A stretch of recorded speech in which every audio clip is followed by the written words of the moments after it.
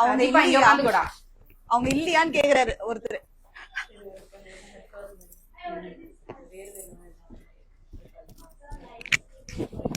அடுத்த ஃபங்க்ஷன் எனக்கு அவங்க சீஃப் கெஸ்டா கூப்பிட்டுக்கிறாங்கம்மா, இங்கே முடிஞ்சிட போல.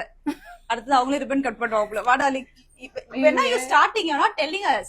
லைவா லைவ் வந்துட்டாங்க. ஐயோ நான் விளையாடிட்டே இருக்கு. ஹாய். ஐயோ லைவ்னால எனக்கு கொஞ்சம் ஒரு மாதிரி ஆயிடும். But anyways so happy.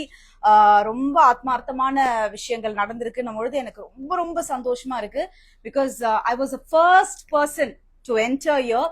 நான் வந்த பிறகு நிறைய என்னோட இண்டஸ்ட்ரி ஆட்கள் எல்லாம் வர ஆரம்பிச்சாங்க.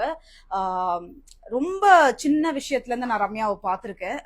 அவங்களோட ஹார்ட் ஒர்க், அவங்களோட டெடிகேஷன், அதுக்கப்புறம் அந்த பொறுமை நிறைய நிறைய இருக்குங்க.